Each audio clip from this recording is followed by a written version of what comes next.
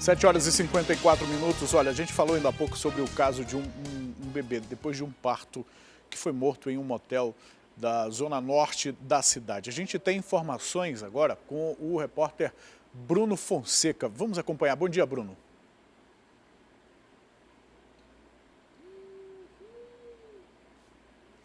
A gente está tentando esse contato com o Bruno por meio da internet. A gente não conseguiu agora. A gente tenta de novo agora, minha diretora, ou daqui a pouco a gente volta a falar com o Bruno. Agora vamos direto para a redação do Jornal A Crítica.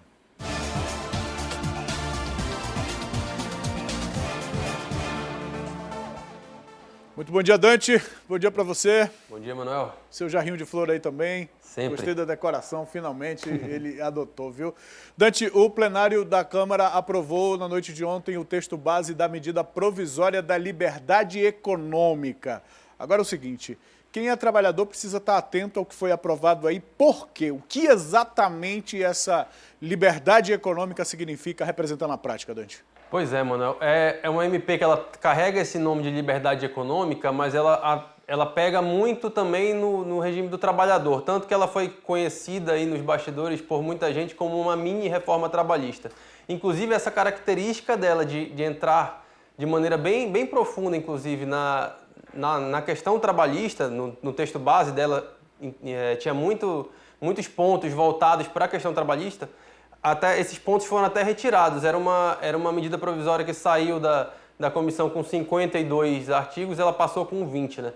Tem um ponto que ataca bastante aí, que mexe bastante com o trabalhador, que é a questão do trabalho aos domingos, né? Agora, pela MP aí, por esse texto aprovado agora, ele foi aprovado ontem, hoje tem votação de destaques, né?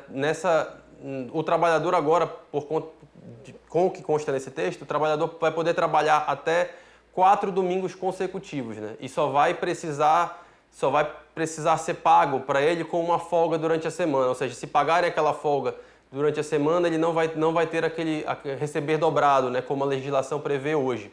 No texto original, eram previstos até 7 domingos consecutivos de trabalho. Porém, o jornal Estado de São Paulo revelou essa informação na semana passada, revelou que isso constava ali no texto. E aí os deputados, né, se mexeram ali, gerou uma repercussão muito negativa, e aí eles alteraram para 4. Tem alguns outros pontos também que essa MP altera e que podem até, inclusive, ajudar muitas pequenas empresas aí, porque a questão do ponto, por exemplo, o ponto agora ele só é obrigado a partir de 20 trabalhadores, agora era com 10. Se você tem 20 funcionários, você vai precisar instalar uma máquina de ponto. Abaixo disso, você não vai precisar, né? Tem uma outra questão também que é colocada nessa MP, que é a possibilidade dos bancos abrirem aos sábados, né?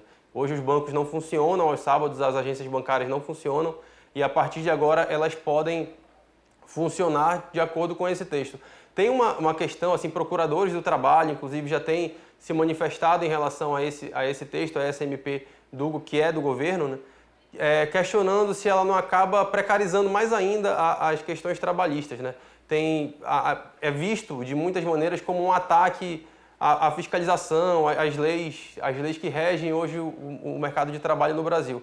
Mas aí a gente ainda vai ter hoje a votação dos destaques, a gente precisa ver o que vai ser suprimido, aí não pode ser acrescentado mais nada, mas ver o que pode ser suprimido, o que pode ser alterado ali de um ponto, mas vai mexer com muita gente, vai mexer com muita coisa aí na questão trabalhista acima, né? É importante, se você me permita, Dante, só para a gente Claro. Colocar aqui para o público. Hoje, por exemplo, se a pessoa tem folga no domingo e trabalha no domingo, ele recebe hora extra, Isso. mas é uma hora extra dobrada justamente pelo fato de trabalhar no domingo. Exato. Então, a partir desse texto, se ele receber a folga em outro dia da semana, então a hora extra já não é mais dobrada, né? Exatamente. É um dia de trabalho comum. A outra coisa que é importante ficar atento é saber se no feriado ainda vai ser dobrado ou não, né, Dante?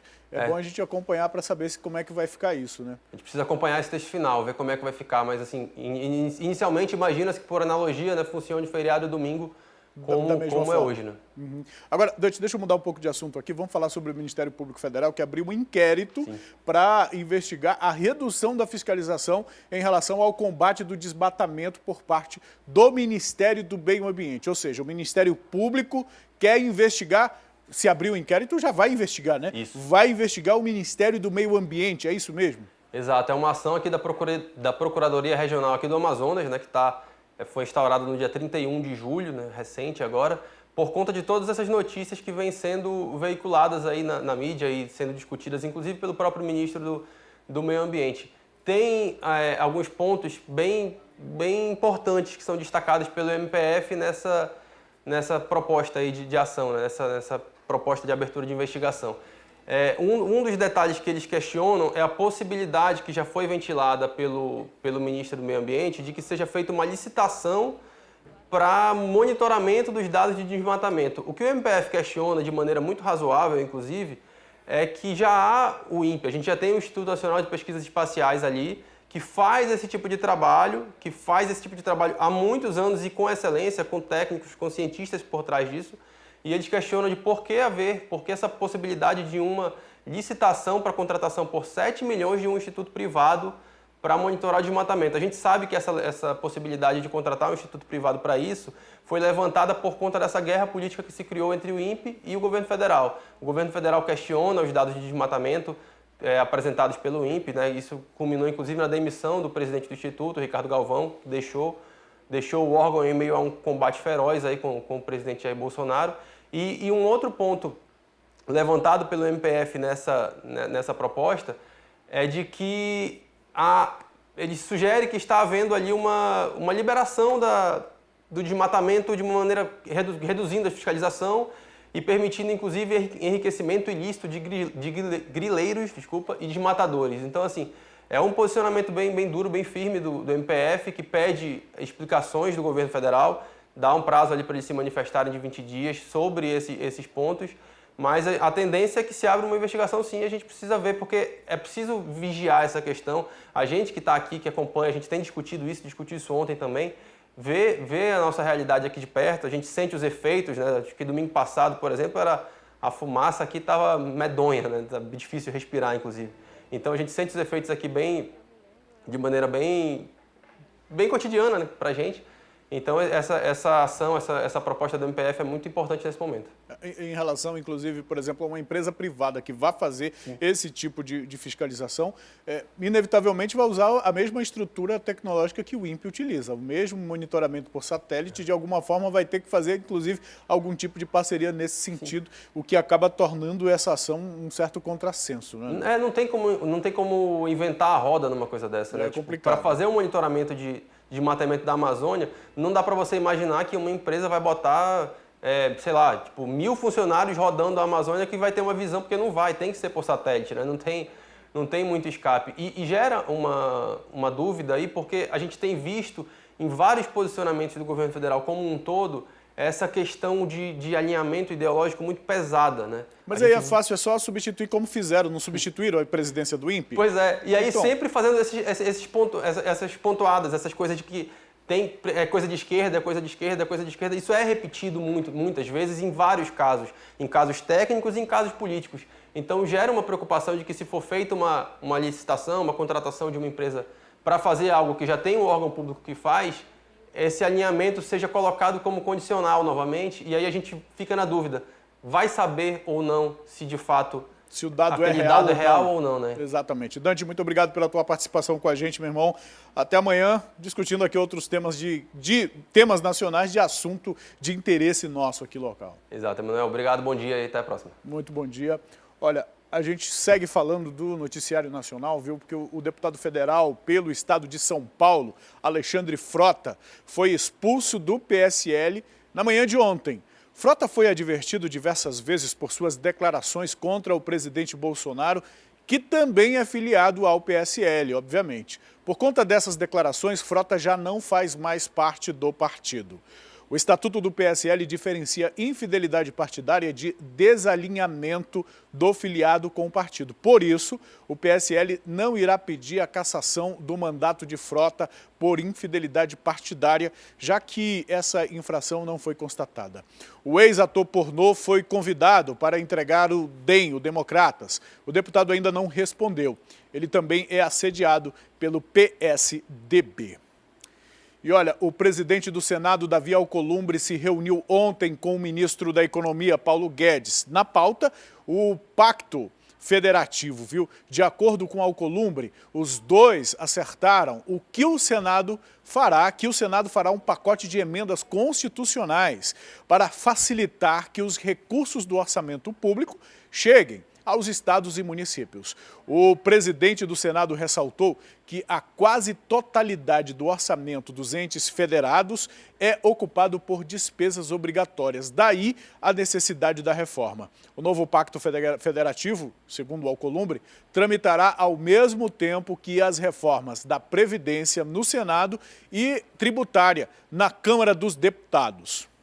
As PECs do novo Pacto Federativo serão a pauta do Senado Federal, Casa da Federação.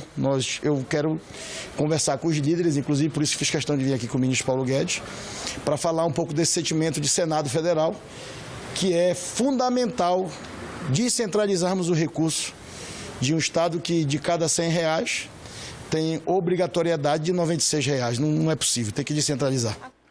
É preciso ter uma discussão nessa área aí, porque essas obrigatoriedades estão incluídas saúde, educação, atendimentos básicos, que foram despesas determinadas como obrigatórias justamente por conta da importância delas para a sociedade. É uma discussão que o Congresso Nacional precisa fazer com muito cuidado, viu? E lideranças indígenas, mulheres, fizeram uma manifestação ontem em Brasília. Elas são representantes de mais de 300 etnias e realizaram a primeira marcha contra o governo com o tema Território, Nosso Corpo, Nosso Espírito. Os manifestantes caminharam pela esplanada dos ministérios em defesa de aldeias e terras. Houve cantos e danças durante o ato. Em cartazes, elas apontavam as reivindicações. Ato é para pressionar o governo federal por melhorias na saúde indígena, sobretudo para as mulheres. O governo Bolsonaro pretende repassar as responsabilidades pela saúde indígena aos municípios. E vamos voltar aqui para os assuntos regionais. Os animais do zoológico do Tropical Hotel serão remanejados. O hotel encerrou as atividades por acumular uma série de dívidas. E a situação do zoológico está preocupando os órgãos ambientais que tomaram essa decisão pela transferência, viu? A gente vem mostrando esse caso aqui no programa. Sobre isso, eu converso com a Juliana Silva, vai voltar a falar ao vivo com a gente.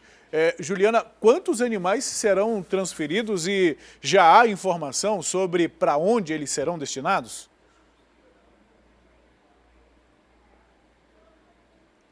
Olha, eu não tenho o áudio, a gente não tem o áudio da Juliana, vamos tentar resolver esse problema técnico. Vamos falar agora então, deixa a Juliana aí um pouquinho, vamos voltar a falar sobre aquele caso do parto em um motel na zona norte da cidade, onde essa criança teria sido morta, de acordo com informações do Instituto Médico Legal, asfixiada. Mais detalhes a gente acompanha agora com o Bruno Fonseca. Olá, muito bom dia, Emanuel Cardoso, bom dia a você que nos assiste no Manhã no Ar. Pois é, o crime foi em um dos quartos desse motel localizado aqui na Avenida Margarida, no Nova Cidade, zona norte de Manaus. De acordo com o Instituto Médico Legal, Yasmin Moreira dos Santos, de 22 anos, deu à luz a um bebê aqui dentro deste motel.